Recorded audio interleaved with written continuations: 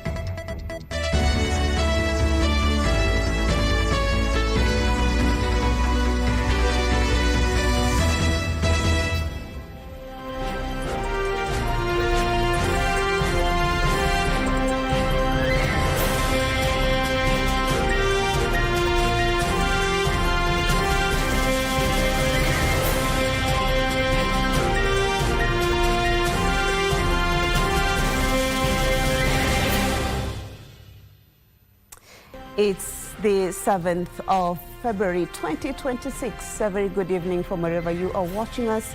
Welcome to the Legends Edition. My name is Maria Mbwen. Helping me tonight on the sign language is Byron Abuli.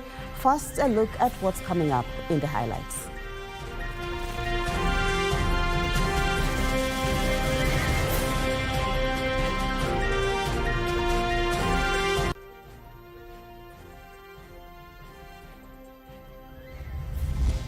That panga is a dangerous offensive weapon ambayo ikigonga mtu inaua. So wewe unabembeleza maisha, upoteze maisha. Wewe gonga mtu chini. Bana bembeleza. Coast Police Boss Ali Nuno issues a shoot to kill order on armed gangs wreaking havoc in Mombasa and Kilifi. The matters are in court. We will prosecute it. We will make our case. We will implement the NADCO 10-point agenda, assures the government. Serikali ya Kenya imeokoa karibu vijana 20 ambao walikuwa wamedanganywa kwamba wanaenda kwa kazi. Kwa hiyo mambo ya ukora na wale ambao ni wajanja. And Kenyans are cautioned against being duped into fake overseas jobs.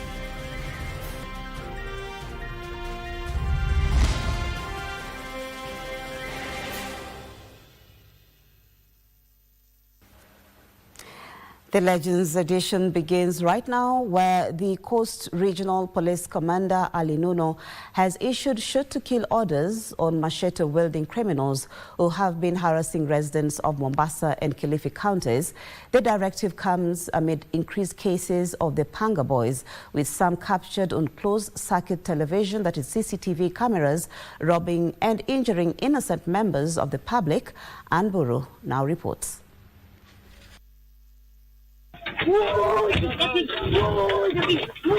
This CCTV footage captures the panga-wielding gang raiding a shop in Twapa, Kilifi County last week. An uproar has been brewing on the social media after footage leaked and went viral. It is against this backdrop that the security authorities, led by the Coast Regional Police Commander Ali Nuno, launched a manhunt for the criminals, which led to the arrest of 5 suspects. In Mombasa case, we have arrested 2, and here we have 3, giving a total number of the suspects at 5. After zeroing in on the leader of the gang known as Muso, they raided his hideout, which was at his mother's residence in Vipingo, Kilifi County, where they recovered pangas and other stolen items. He has 2 homes. One is the home of his mother in Vipingo, and he also resides here in Mutwapa. And ordinarily, when he commits an offense, now he takes a revision in the bingo area. So we went there, and that's where we recovered all these items. Nuno, while condemning the heinous act, warned the criminals. Where we are justified to use a firearm, we will not hesitate to use the firearm. Mutachimba makaburi hapa Mombasa mkicheza. Sitabembeleza na sitacheka na watu. We cannot allow this. We need to have some order and sanity. And whatever it takes to bring that order and sanity in the coastal region, we will not hesitate to use, even which includes use of our firearms justifiably. Residents are calling on the police to increase their patrols. Vijana wamejaa kila mahali. Kila ukiwaona wana mapanga, wana magongo, wanakula vitu ambavyo havistahili. Kwa hivyo tupeni usalama wa sawa pia sisi na tuwe kae na amani. Patrol tunayo, lakini azidishe patroli. Tuhakikishe kwamba vijana wanafinywa, wanasema wenzao, ili usalama ukoe mzuri hapa. The regional police commander assured them of their safety but urged collaboration with the security authorities. For Legends Edition from Mombasa County, I am Ann Mburu. And still on matters in security, 2 suspected thieves have been lynched in the Muguga village of Kiamu County by an irate mob. Residents have been decrying insecurity in the area, especially evening attacks. They blame the authorities for what they term as laxity in surveillance, despite receiving formal complaints about criminal activities. The end of the road for 2 suspected thieves. They met their demise at the hands of an irate mob aggrieved by rising insecurity in Muguga village and its environs. Residents say they've been reporting the cases to the authorities, but no action has been taken. On Sunday, kuna kijana mwingine 26 years aliuliwa tena akatupwa hapo. Kuna msichana mwingine hata harambee imefanywa juzi, alidungwa kisu ya hapa, bado wako kwa nyumba hajapona. Asubuhi kuna mzee alikuwa amepigwa hapa akiteremka. Hiyo hata si mara moja. Hii ni kitendo ya kukua kaa watu wamezoea. Juu inakuwa kama ni mtindo na dini na distori. Despite taking matters into their own hands, the residents are still pleading with the area security teams to deal with the criminals. Hiyo kitendo imefanyika leo. Ni ile machungu imekuwa na watu wamekuwa na machungu sana. Sikutaka ni ile uchungu. Kwangu walikata sengenge upana wa kiasi gari inaweza pita pale, gari 2 ipitane.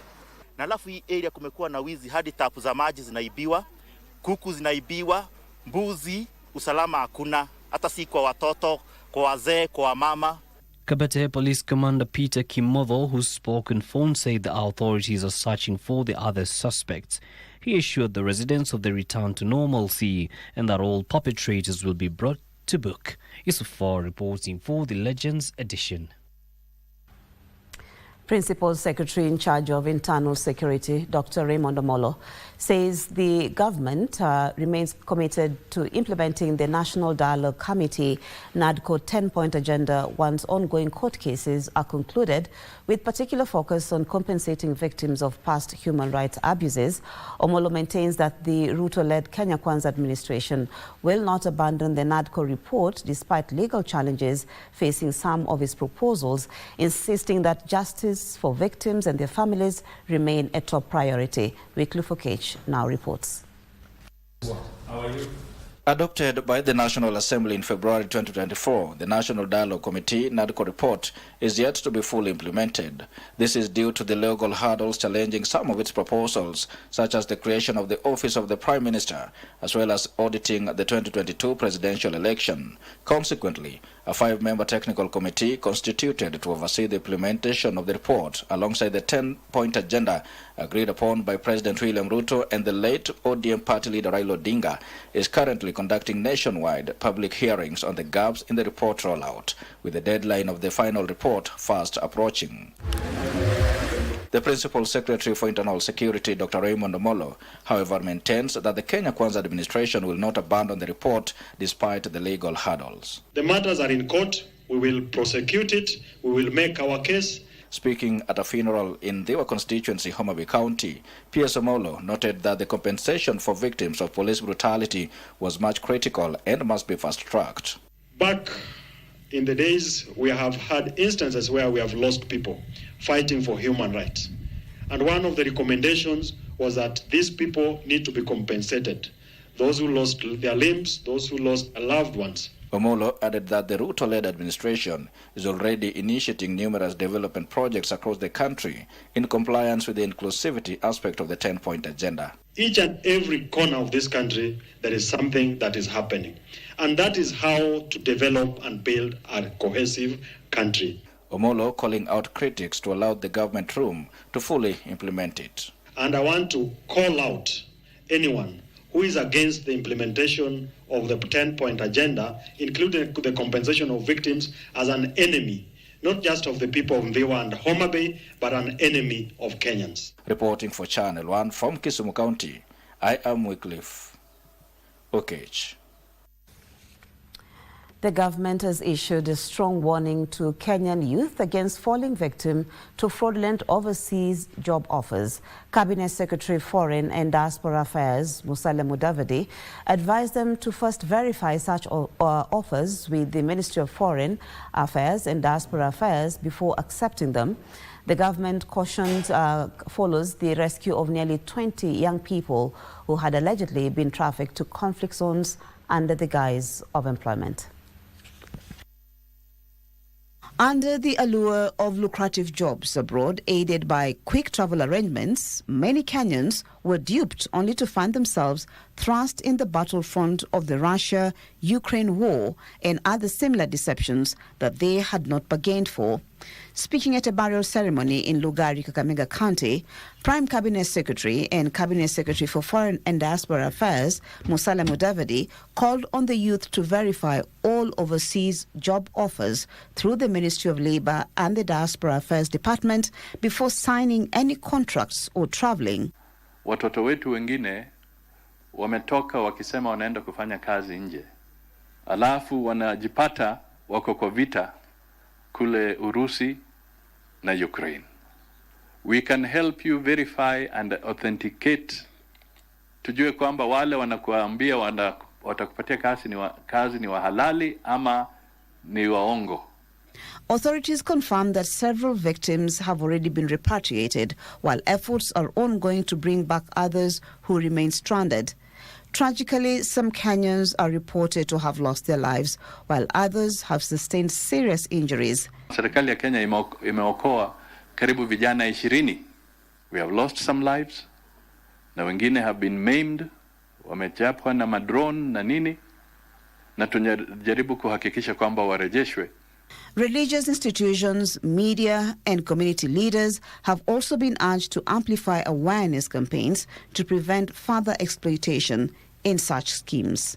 This is important, especially for the younger people. Be very careful.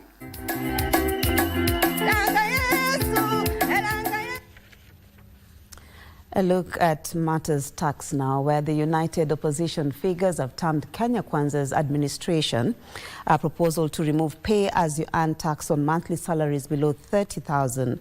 The leaders, including DAP Kenya leader, that is Eugene Wamalwa, and Trans Nzoia Governor George Natembeya, say the tax reduction proposals is not genuine relief, but a calculated political gimmick aimed at calming public anger and winning sympathy from voters in the run-up to the general elections. Days after the government announced plans to remove pay-as-you-earn tax for workers earning 30,000 shillings and below, and the reduction of pay from 30% to 25% for those earning between 50,000 shillings and 30,000 shillings, opposition leaders have poured cold water on the proposed tax amendments. Saa hizi wameweka ushuru iko juu sana. Wafanyakazi wa serikali hata maofisa wetu hawa, akiangalia payslip, 40% ya mshahara inaenda kwa ushuru. Kwa kila shilingi 10 analipwa shilingi 4 na baki na serikali. Kwanza polisi sasa wanakatwa NSSF. Mwezi huu wa pili wanaenda kuongeza huo mkacho kwa payslip ya hawa polisi, kwa payslip ya walimu, payslip ya wauguzi. Led by DAP-K party leader Eugene Wamalwa and Trans Nzoia Governor George Natembeya, the opposition brigade called the move a political deception and a tool for the 2027 polls.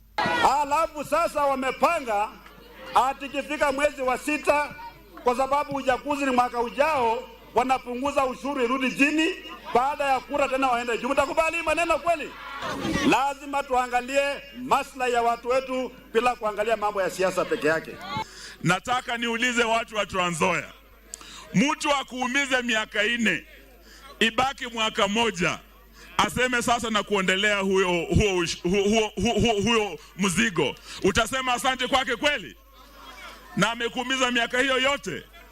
The leaders who spoke in Kitale during the opening of St. Teresa's Mother and Baby Hospital and new DAP Kenya party offices questioned why the government failed to reduce the taxes during the Gen Z protest when Kenyans went to the streets to lament hard economic times. When we were doing NADCO, tulipouliza upunguze ushuru 2023, mbona haukupunguza ushuru? 2024, Gen Z waliposema upunguze ushuru, mbona hukusikiza watoto wetu? The government is working on a tax proposal to transmit to the National Assembly for debate and approval. Give us minor Legends Edition.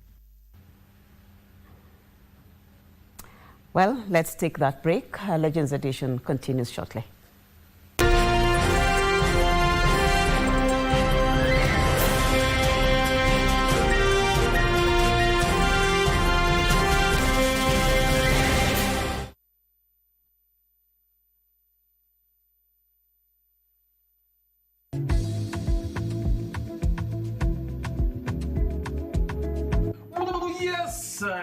It's your boy, J Majestic. And I'm Jambi, aka Scarlett. And all of a sudden, a ray of sunshine ikapita. So msichana mwako katikati. So na yeye akafika. Akakuja, akaanza kutusumbua. So when I saw him, I was like, hey, tall, dark and handsome. Bana ile pregnancy kits. Ambia bro, angalia. My mom had met him a couple of events. Walikuwa ananiita aje? Al-Shabaab. Naenda kustua huru. Gari 50. Mvuko utanistua. Unapata mwanaume anakuuliza wewe unakaa kwa nyumba kwani wewe ni dasta? Mimi leo kana bibi yangu.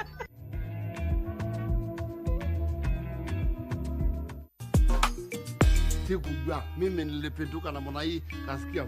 Nimekuita hapa kwa sababu ya upendo. Ni wakati wa Valentine. Saishi sasa wewe ni shagi. Krisi waraoni. I dominate. Hata kuwa na kesi kwa kijana wetu nikimwatia hivyo. I will skip. Hii makasiriko yote ni ya nini? Wanafanya kazi kwa kisiagi, tunaona nywele yanakaa unga. Na hiyo pa. Funga macho. Ni nani amekuva? Babe. The love of my life. When you see me. Unajaribu kutoka uniwache. Kuna mtu nataka mumu. Ameona kuka mtu ovyo. Nyagia kuacha kwa sauti. Umetoa wapi flowers? Boyfriend wangu amenipatia. Komaroke. Komaroka.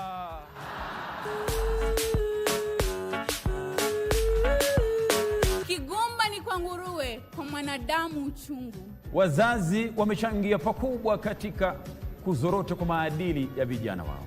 Wazazi wengi siku hizi wameachia watoto wao vijakazi ambavyo hawajui wanafanya nini, wanafunzwa nini, wanakula nini. Ni mujibu wa kila mtoto kuchagua njia mwafaka. Katika neno kaskazini, maana ya shada ni nini? Maana ya shada ni utiliaji wa mkazo katika neno. Shada ni mkazo wa maneno katika matamshi. Nahodha ameendesha merikebu vizuri. Ukanisho wake utakuwa nahodha hajaendesha merikebu vizuri.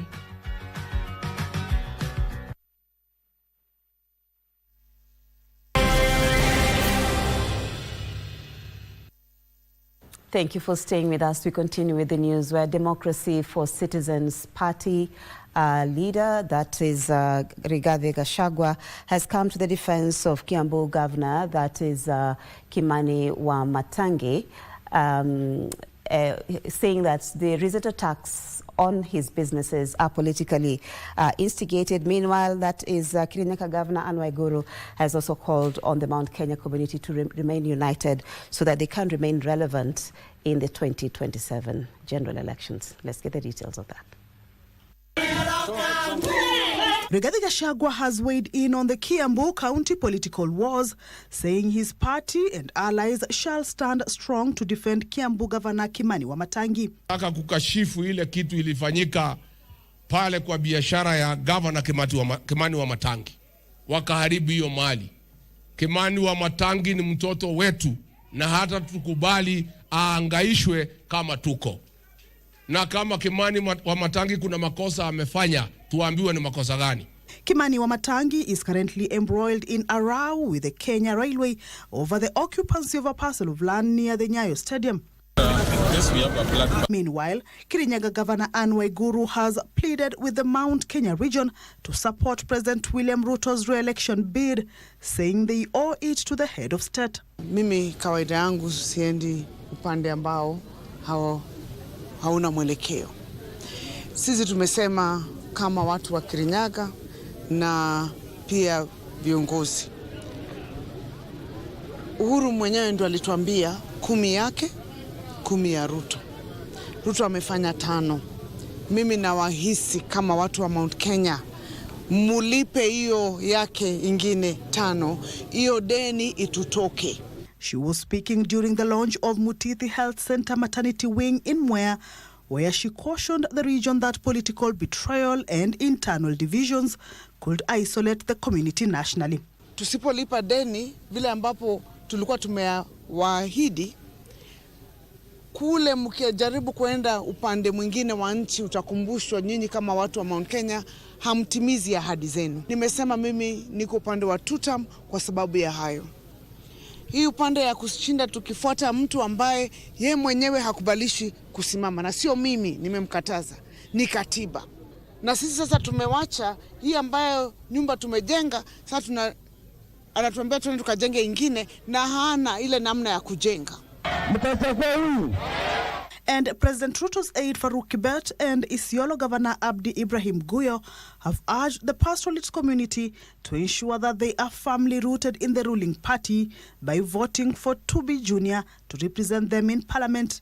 Hebu tuseme UDA. Tuseme hivyo. Tena. Mnachagua nani? Tubi. Hapo ndio msisahau tarehe 26 mnachagua nani? Tupi Mohamed chama UDA. Ndio. Barabara ya Isiolo Madogashe Mandera iko kuendelea. Barabara ya Lamu Garissa Kulamawa iko kuendelea, si ndio? Na president alisema atajenga hapa soko, si ndio? Tupi atafuatilia soko hakikisha imejengwa, si ndio?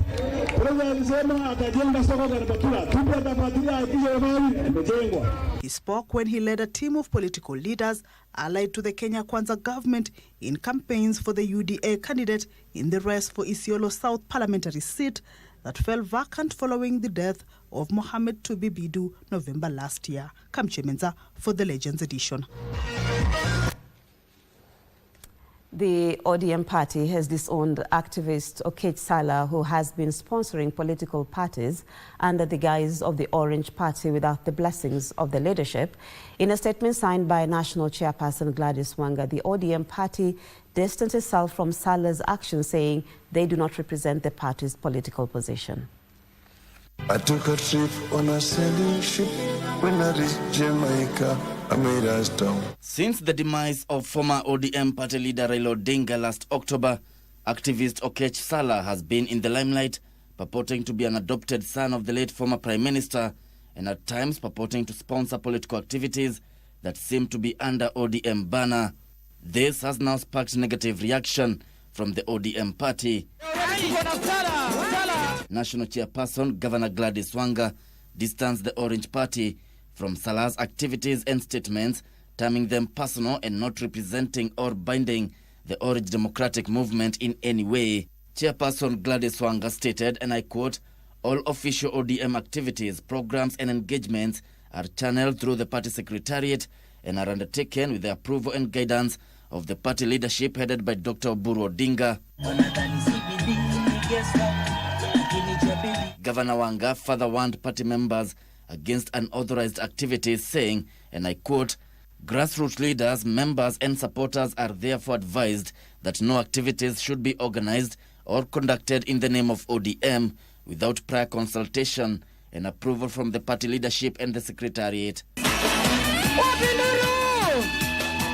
However, in a quick rejoinder, Salah released his statement addressing Wanga and reaffirming his commitment to ODM, saying, and I quote, "Everything I have been doing has only one purpose, to popularize and strengthen ODM. I believe deeply in this party, in its history, and in what it stands for." End of quote. Gishoki Washira, Legends Edition. The Federation of Public Transport Sector has called off the nationwide public transport strike that was scheduled for next Monday, the 10th of February 2026. The strike was planned in the wake of increasing cases of violent attacks on public service vehicles by border operators during accidents. During a meeting with border operators in Narok County, the Federation of Public Transport Sector Chief Executive Officer Kushan Mushira said talks have commenced to resolve the issues between the two sectors. Wana bodaboda kutoka Narok wamesema ndio watakuwa first respondents wa kuhakikisha hakuna gari ya Mkenya itachomwa, kwa sababu incidents and accidents, hakuna mtu anapanganga kufanya accident.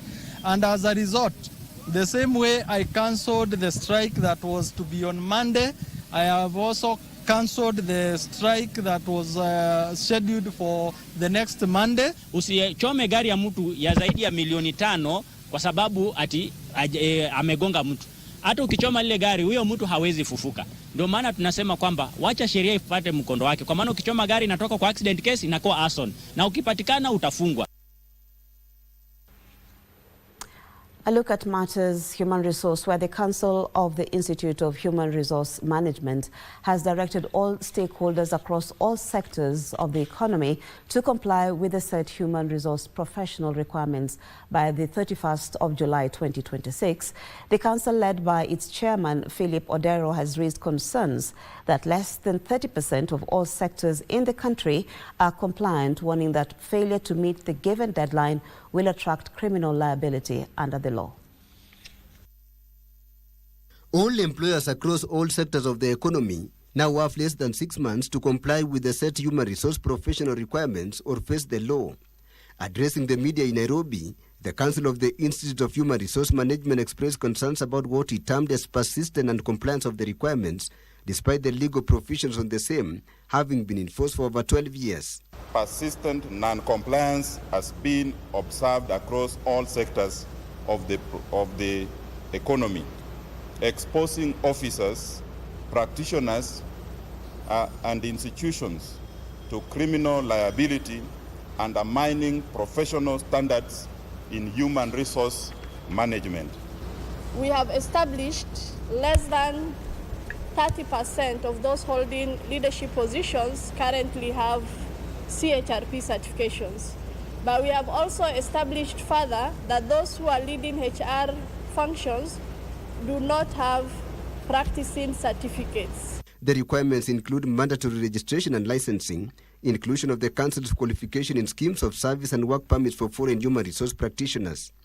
Others are mandatory Council of Human Resource Practitioners and practicing certificate for human resource leadership, and all positions designated as head of human resource management be exclusively filled by registered Institute of Human Resource Management members with current practicing certificates. Non-compliance with these requirements past the date of 31st July 2026 shall attract criminal liability under Section 41, 42, and 43 of HRMP Act, Cap 538, and may result in disciplinary action, professional sanctions, and legal proceedings. The Council also called on employers to engage their employees on taxation policy directions to encourage predictability. We want to encourage our professionals to improve on their communications, to be the partners of their institutions, to make them understand these issues, and also engage their employees so that it does not become as a shock to them. Tilio Marco for Legends Edition. Benson Okwaro has been unanimously re-elected for another 5-year term as the General Secretary of the Communication Workers Union. Okwaro was re-elected alongside other 20 office holders representing 18 branches across the country. The Communication Workers Union represents the welfare of workers in the communications sector, including organizations such as the Kenya Broadcasting Corporation, Kenya Postal Corporation, the telecommunications organizations, and other emerging communication facets. In his acceptance speech, Okwaro pledged to unlock the hurdles hindering collective bargaining agreements with various employers of co-members. He further pledged to spearhead pension payments and delayed salaries owed to co-members by their respective employers. This is just to tell you that because we are a union that works fairly well, cooperates well, we had a conjunction the previous night, and all of us have been ushered into this office from the 18 branches that we have in this country. And the team that you see here was elected unanimously, all of them unopposed. That is showing the confidence that the members through the delegates have on us as a union. And we must make a special appeal to the Kenya Kwanza government that there's need for us as Kenyans to protect the employees. The employees of Postal Corporation of Kenya, because they are doing a lot of the work that relates to the government, particularly the service delivery, the universal service delivery. If we allow Postal Corporation of Kenya to collapse, then we shall have lost this as a country. I'm aware that the Kenya government is in the process of trying to modernize Posta, and we want to appreciate the effort being taken by the government to bring in investors to enable Posta to wake up again and come to business.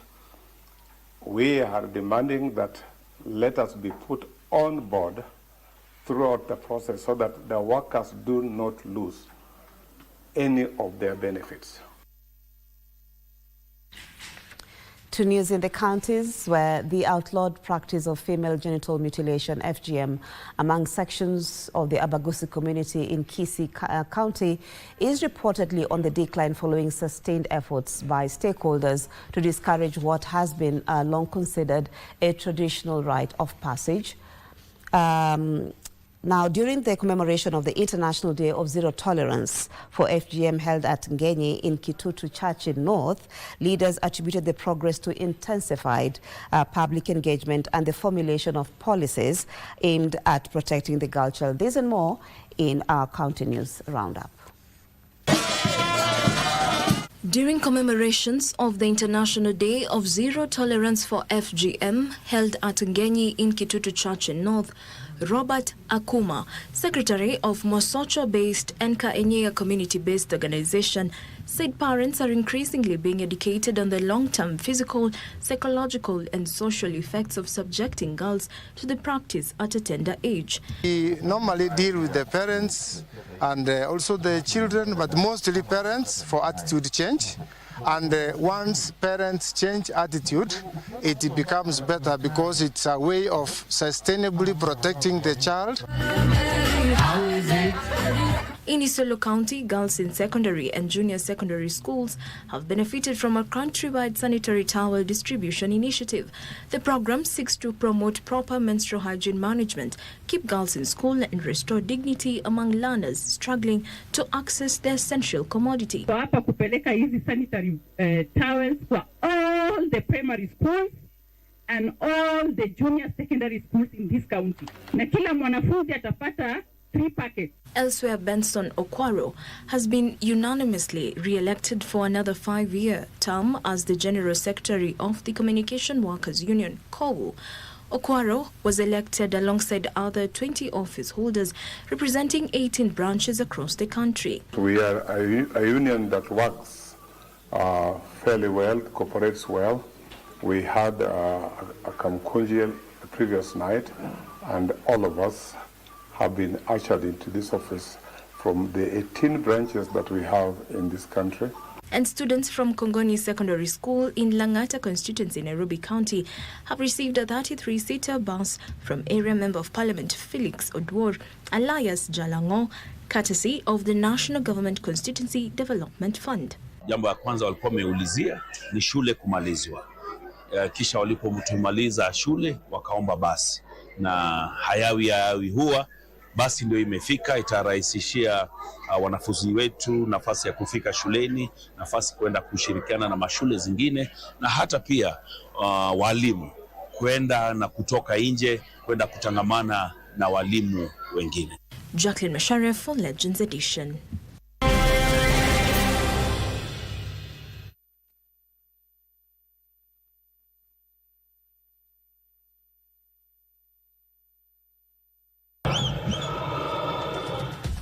Lovely effort. First touch, first time, and what a way to open the scoring and score Nairobi United. This Sunday, the 8th February on KBC Channel 1, Continental football take a center stage. Kenya's Nairobi United face off against Morocco Wydad AC in a matchday 5 Group B Total Energies CAF Confederation Cup encounter, where passion meets power.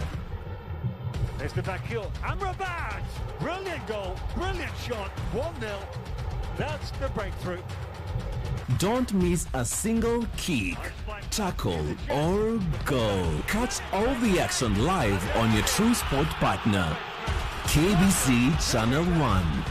This Sunday from 4 p.m. Be there, feel it, live it. Hashtag Futa Eco KBC.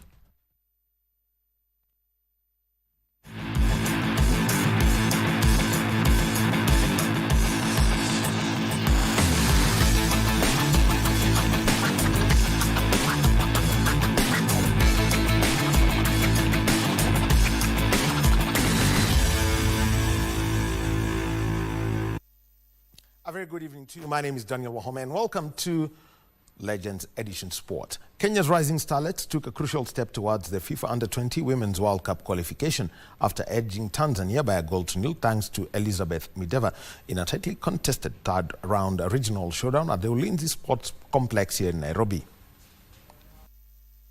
The rising starlets came into the match full of confidence following a dominant 5-1 aggregate win over Ethiopia, knowing that victory against their East African rivals would give them a critical advantage heading into the second leg.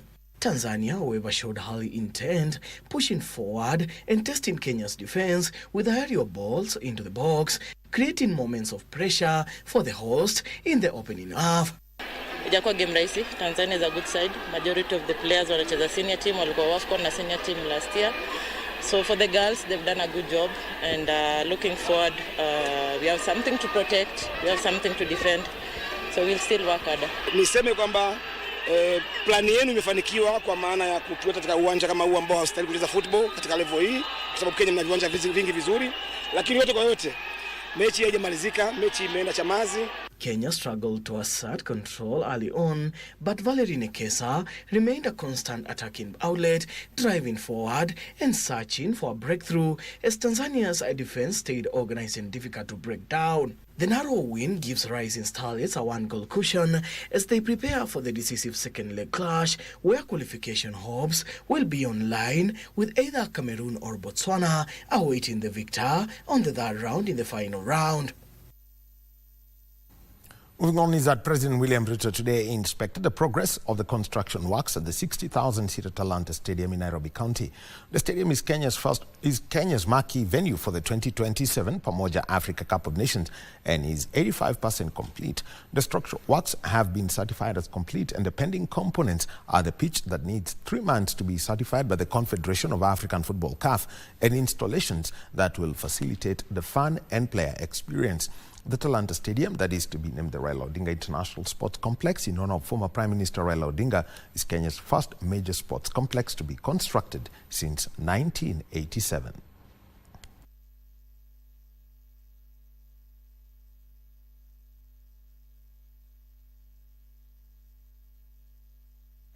Ile mtu umepata unang'ang'ana na hiyo.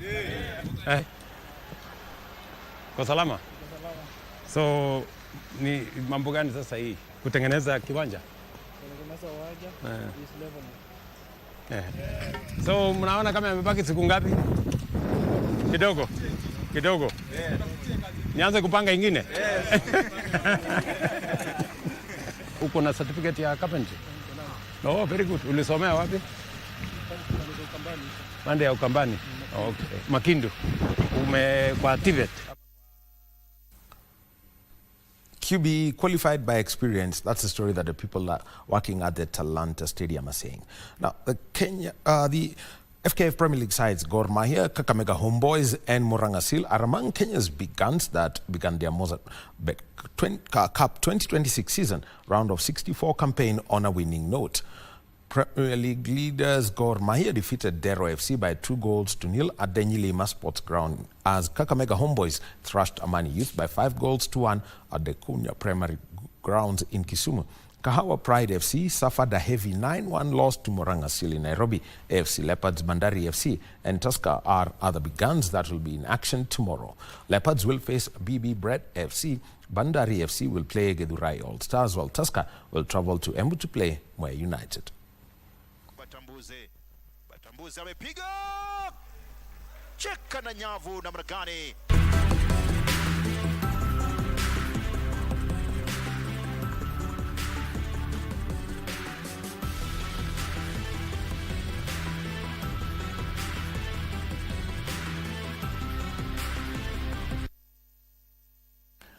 Now, Bylord Julian from Switzerland delivered a commanding performance to claim victory in the 5-kilometer open water swimming championship as the inaugural Open Masters Games Abu Dhabi officially got underway in the United Arab Emirates. Julian touched the wall in 1 hour, 11 minutes, 37 seconds. Second place went to Nassef Gamiladin, who produced a determined effort to stop the clock at 1 hour, 3 minutes, 37 seconds. The podium dash was Santonia Ross from the Philippines, who finished third in 1 hour, 13 minutes, 7 seconds. Frederick Moki has more details. After the end of a lavish opening ceremony which was held at the Zayed Sports City Stadium Friday night, the Open Water Swimming Championship commenced at the Al Edriyat Island, bringing together swimmers from different parts of the world. Number 55, number 43, and number 1. Get that time. Great job, everybody. There you go. The energy is happening here on this lovely beach in Abu Dhabi. Yes, number 56 crossing the line very soon. Keep going. Organizers and participants of the Open Masters Games Abu Dhabi have insisted that it is not meant for battling of top honors, but rather it is a celebration of inclusivity, community and healthy lifestyle.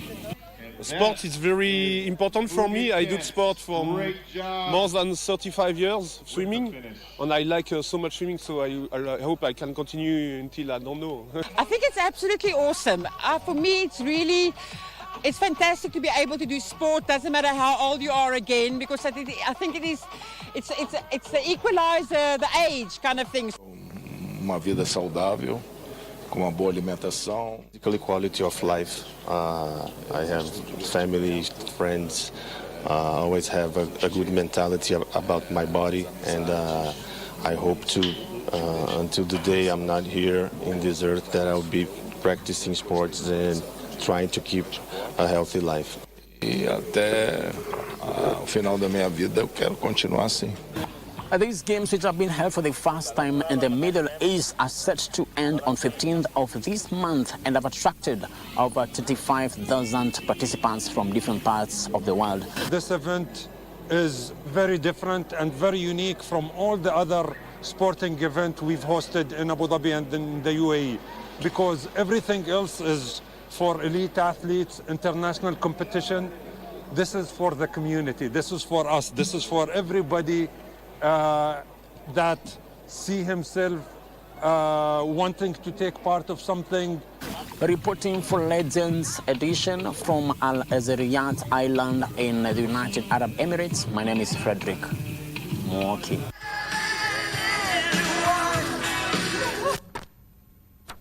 Habibi Moki, Mabruk and Shukran. Now, two-time Olympic champion Eliud Kipchoge has made an historic entry into the Winter Olympics as one of the flag bearers during the opening ceremony of the 2026 Milano Cortina Winter Olympic Games. The two-time Summer Olympic marathon champion carried the Olympic flag into the Milano San Siro Stadium last night, marking a rare and emotional entrance into his first Winter Olympic stage. Despite his decorated career, this was the first time the 41-year-old legend has been entrusted with a prestigious role at the Olympic opening ceremony, an honor he described as both unfamiliar and deeply inspiring. The 2026 Winter Olympic Games will run until the 22nd of this month, with Kenya being represented by one skier, Issa Laborde, who will start his campaign next weekend in the slalom after Sabrina Simada pulled out.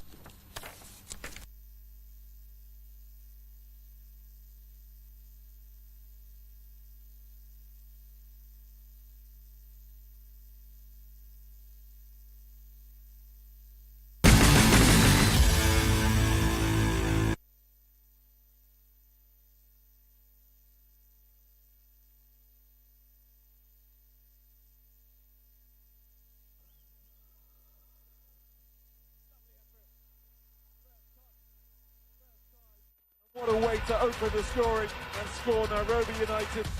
This Sunday, the 8th February on KBC Channel 1, Continental football take a center stage. Kenya's Nairobi United face off against Morocco Wydad AC in a matchday 5 Group B Total Energies CAF Confederation Cup encounter, where passion meets power. There's the back heel. Amrabat! Brilliant goal, brilliant shot. 1-0. That's the breakthrough. Don't miss a single kick, tackle, or goal. Catch all the action live on your true sport partner, KBC Channel 1. This Sunday from 4 p.m. Be there, feel it, live it. Hashtag Futa Eco KBC.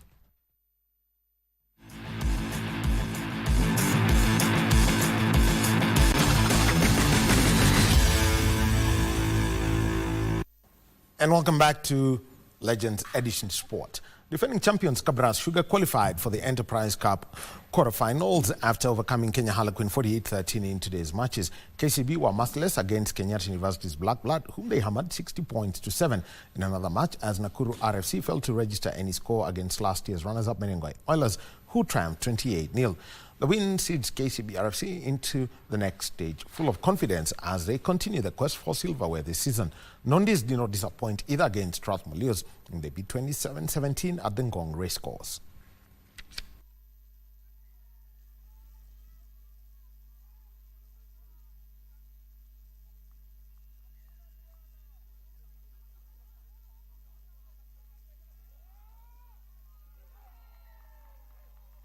It's a matter of us just ticking the boxes and bringing them in to just get into the program seamlessly without having issues. I know we are having big games coming, so for us it's just to focus on how we can build our team and be able to go out and present ourselves well.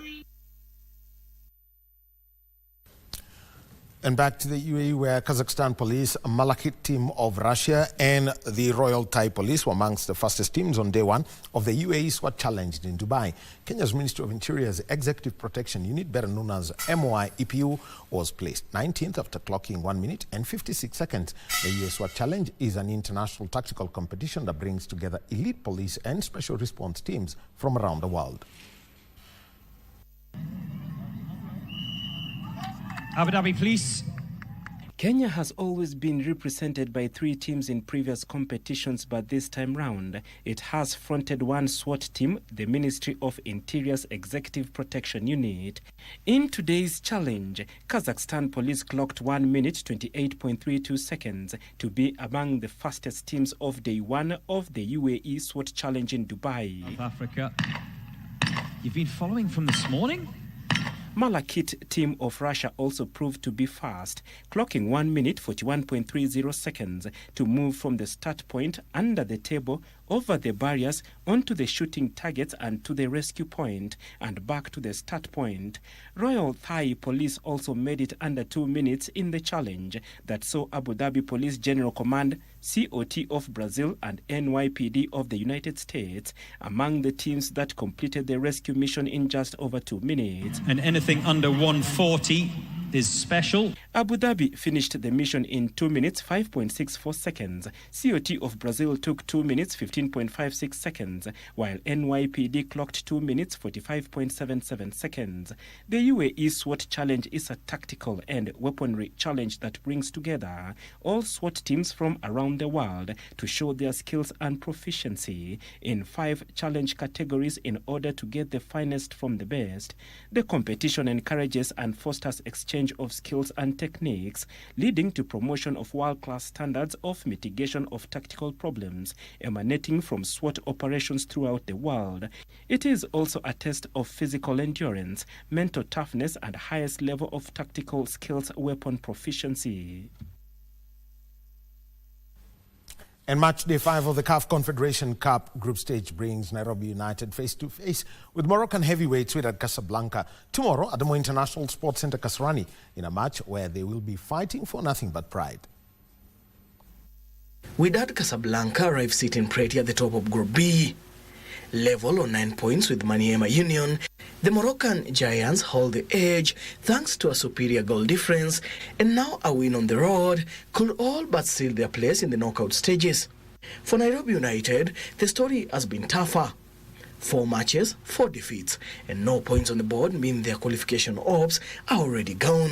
Each and every match, it's a learning process. There is a takeaways that we've taken from this group stage, and it really has pushed the team up. For tomorrow's match against Wydad, we want to have a honorable ending at home with Wydad. Losing 4 matches in a row and not winning a match in the Continental stage has been tough for us, but we have a good mix of talent and experience.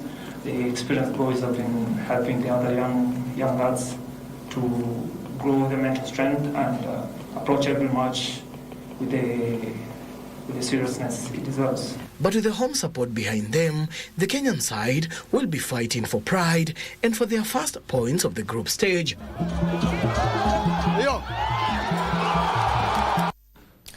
And moving on is that the 2026 National Boxing Novices Championship concluded today at the Green Park Terminus Hall in Nairobi, drawing a record number of participants from across the country. A total of 174 boxers, inclusive of 163 men and 11 women, took part in this year's competition, reflecting the steady growth of the sport and the impact of the Boxing Federation of Kenya's grassroots development program, Dondi Mashinani. Nairobi County emerged victorious, recording 17 points ahead of Kisumu and Kiamu, who recorded 9 and 3 points respectively. In the men's category, Abdi Mohamed defeated Ambrose Jr. in the minimum weight category, while Ruben Okech won against Biki Kamande in the bantamweight division. In the ladies' bouts, Josephine Adhiambo defeated Sylvia Alwoch in the 64-kilogram class, while Mary Anyango and a victory against Christine Otochi in the 51 kg division. The competition attracted strong participation and enthusiasm, demonstrating the rising interest in the sport and the promising future of Kenyan boxing.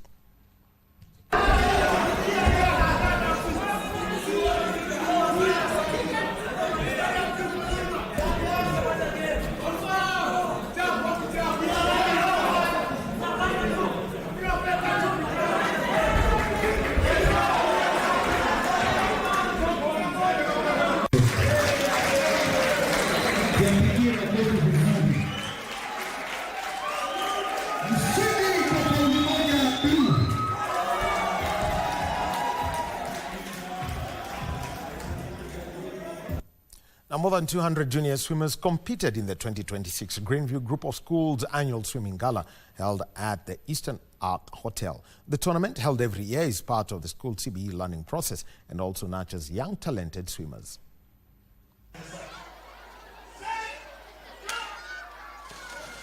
Natalie Ngunya, Garvin Musau, Michelle Atieno and Ayek Shol were among the best swimmers during the one-day Greenview Group of Schools annual swimming gala held at the Eastern Arc Hotel.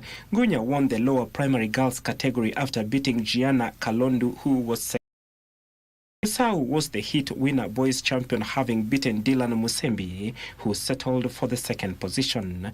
Michelle Atieno was the best girl in the upper primary category, as Ayik Shawl replicated that performance in the boys category. I thank God I have attended this because it's not easy. My expectation was to be number one, and I was number one. I thank God for that. I've won all the races, and it's a great experience. It's a great experience because I've participated in this swimming gala for 3 years, and I've never won. And this year, it is a great feeling to win. The category I participated today was 200-meter race. It wasn't hard. It was just not easy, not hard, but I had the best feeling of my time. Yeah, it was the best day.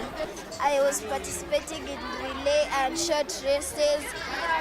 Considering those people who are competing with us, they were a little bit faster, but I came position 3 in relay. In the short race, I was in position 4. So I've really enjoyed this day. Becky Mutano and Daniel Acheng were the best swimmers in the JSS girls and boys categories, with Haman Louis Kimathi and Chantal Kawira, the other swimmers who produced outstanding performances during. We want to thank God because it has been a success. We had over 200 participants as compared to last year. We had 150. So we truly can see the growth and the love that our parents have towards it, and our learners and our teachers taking part in it, being part of a CBE learning. For sure, we are really grateful as a school because we're able to nurture these talents. And why not GVS? More than 200 swimmers competed in the tournament that is being used by the schools to develop young swimmers and as part of the CBE learning process.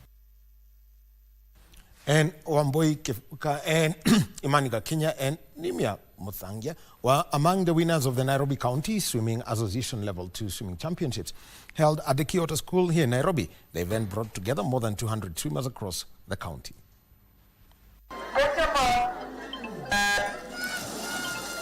Wamboi Kibuka took a time of 2 minutes, 13.91 seconds to finish first in the girls' 8 to 900 meters breaststroke. Nashi Mepokori and Lesen Obado completed the podium positions. After school every day, I go and swim and train for 1.5 hours, and I have I have an hour before I go to swim, so I try to do my homework at that time. Imani Gakinya was unstoppable in the girls 10 to 11 years category, ahead of Amara Onyango and Heila Ruenza, who came in second and third. In the boys category, Nimia Mudanja took a time of 2 minutes, 15.83 seconds to win the race. My categories was 100 breast, 100 back. Now I'm going for 50 fly. The event, which brought together more than 200 swimmers across Nairobi, will end tomorrow at the same venue.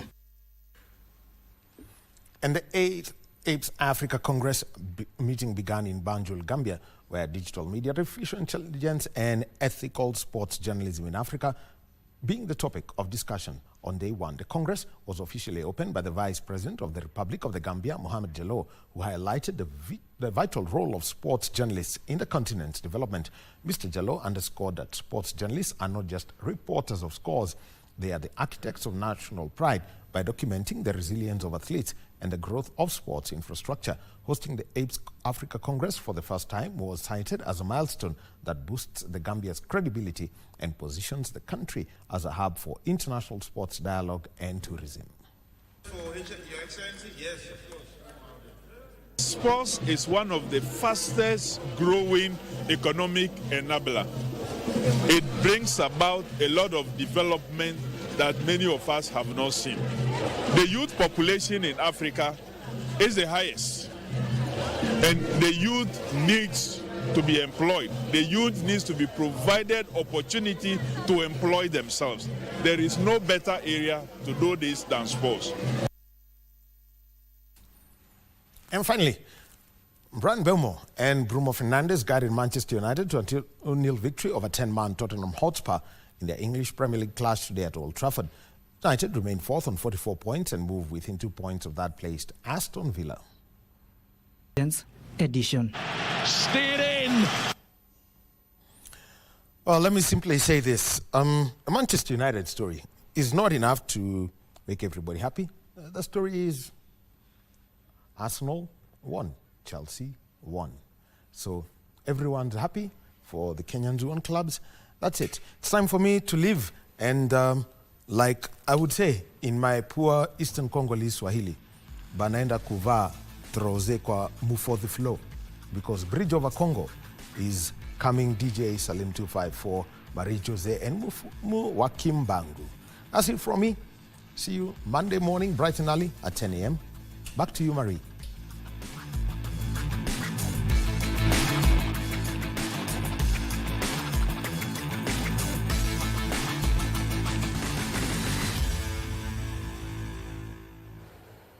Well, and the sports news brings us to the end of the Legends edition tonight. Thank you, as always, for your time and your company. My name is Maria Mbobaro Nabole, was our sign language interpreter tonight. Have a good night.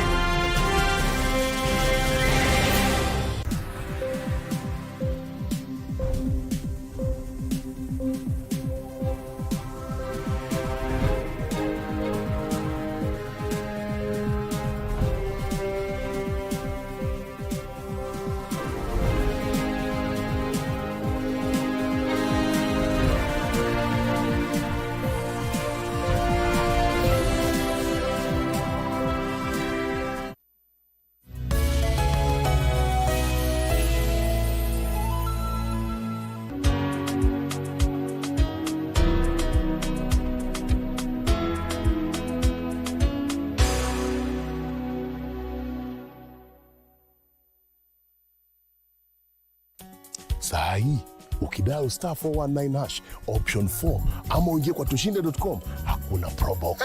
Jaribu. Ni ukweli. Yaani nimeshaingia na ndio tunafyeka. Ya inaona iko ndani. Wanaongelea nini hao? Ni shamba. Na sio moja, sio mbili, shamba 3 hapa Juja. Very nice. Na ni area moja development na growth iko promising.